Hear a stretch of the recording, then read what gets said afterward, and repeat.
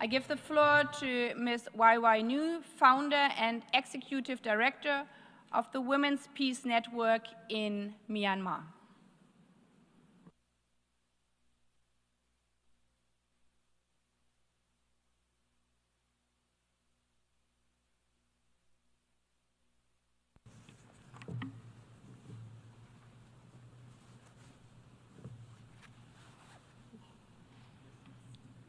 President, Excellencies, civil society colleagues, my fellow Rohingya and people of Myanmar, I am honored to speak to you today. My name is YY Nu. I am the founder and executive director of Women's Peace Network, an organization advancing human rights, justice, gender equality, and peace. I thank the President of the General Assembly and her team, the Bangladesh Mission, and all member states for making this conference possible. This is a historic occasion for Myanmar, but it is long overdue. Our people have suffered enough. For ethnic minorities from Kachin to Rohingya, the suffering has spanned decades. Decades of displacement, oppressions, violence, and decades of inactions on war crimes, crimes against humanity, and genocide.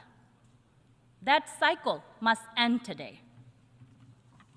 The conference must be the beginning of change, of a lasting solution over a temporary fix, one that is grounded in a pathway for the future that people of Myanmar define.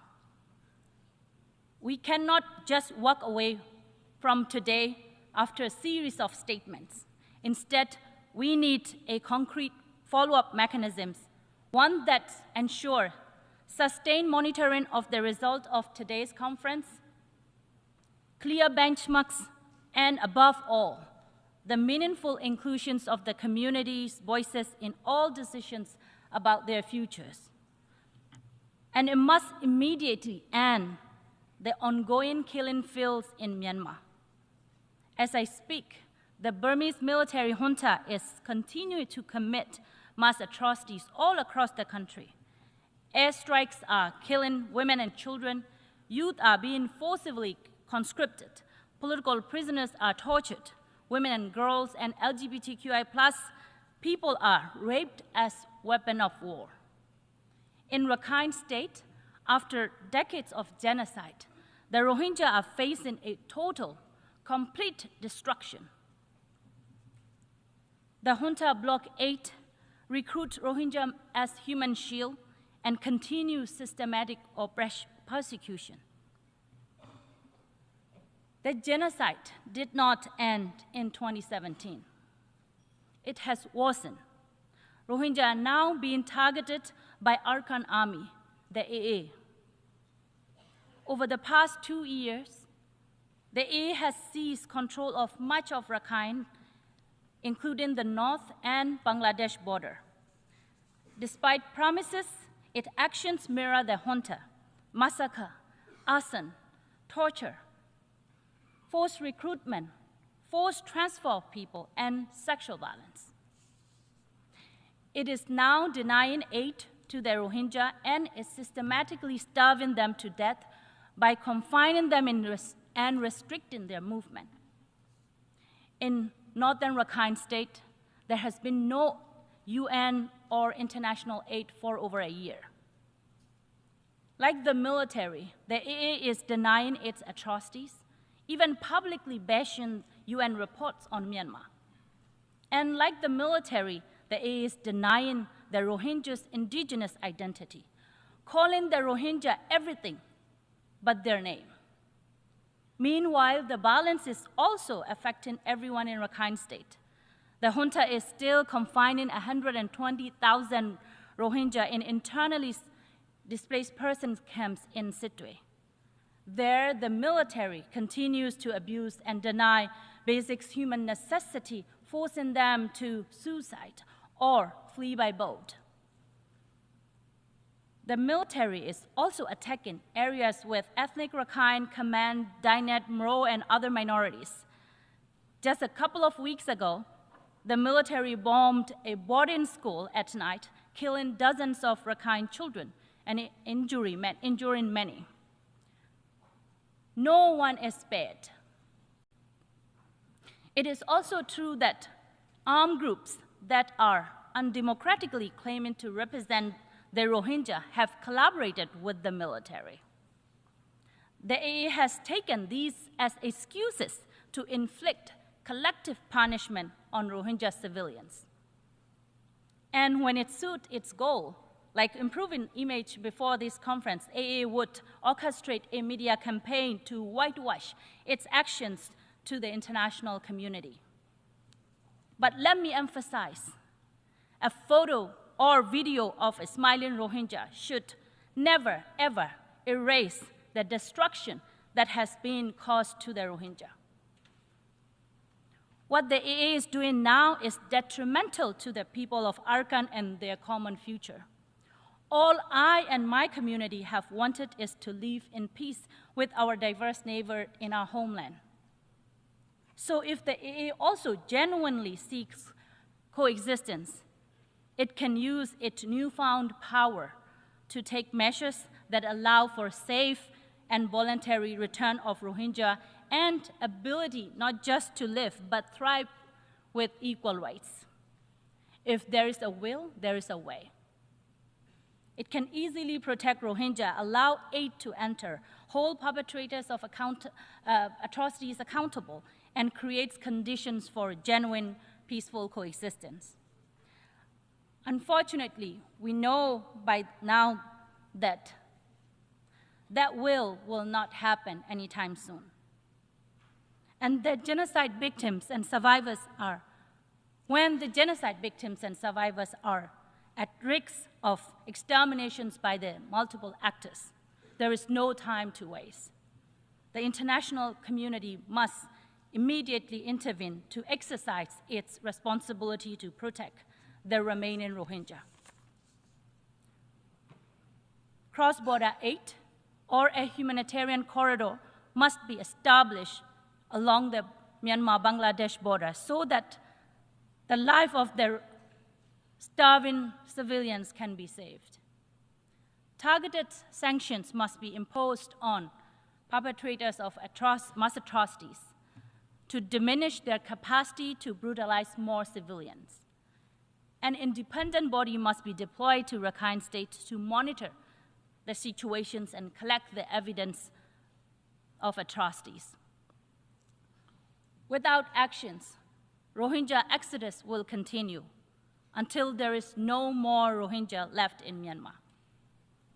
Excellencies, as long as atrocities against civilians continue, the refugee crisis will continue. This cycle of atrocities and mass displacement has spanned Myanmar's history. We saw this in 1978, in 1991, in 2017, and now again. I urge all of you to ask yourself, why do we see these patterns happening over and over again? Because for Rohingya and fellow ethnic minorities, the answer has always been clear: impunity. For 70 years, the military has escaped justice. The impunity emboldened others to follow. And in impunity is the only way to end atrocities. Therefore, international community must end this impunity that is at the root of all atrocities. Perpetrators of atrocities against civilians must be held accountable. Justice is not optional. It is the only deterrent, the only path to peace.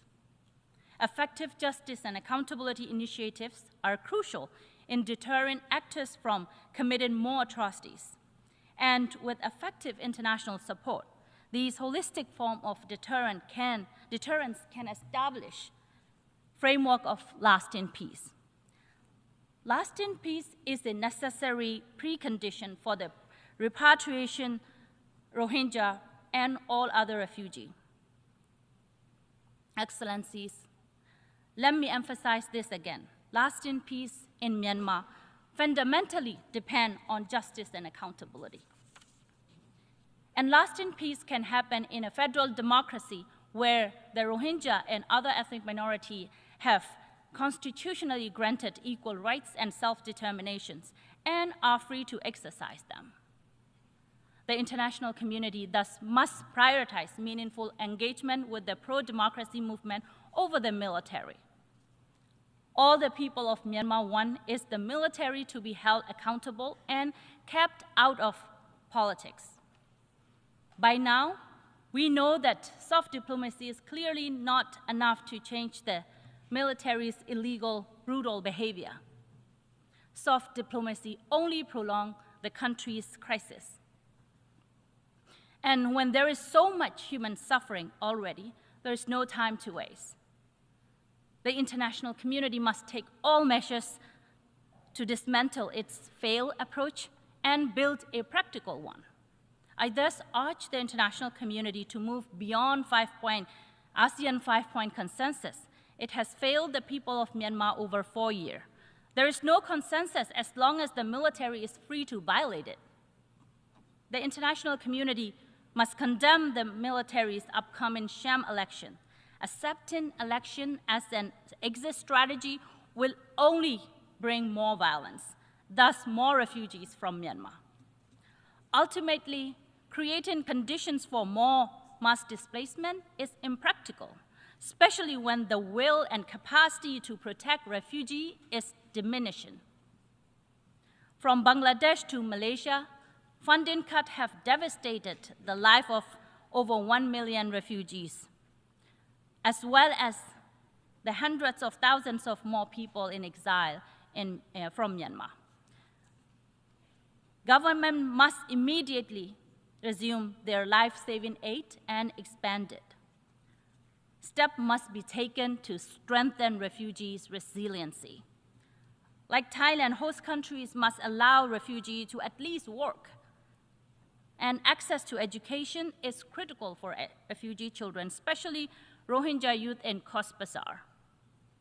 The international community must fulfill its duty to protect refugees. Instead of detentions, deportation, provide access to the safe disembarkations, asylum, and domestic legal processes. Protection is especially crucial for Rohingya women and girls. They continue to face brutal forms of violence as refugees, even after fleeing genocide. This is intolerable. Excellencies, you already have the evidence. You already have the power. What is missing is the political will. The people of Myanmar demand accountability and an end to impunity and an end to oppressions. Let this conference be a historic turning point, the end of missed opportunities and the beginning of the lasting solution. Thank you.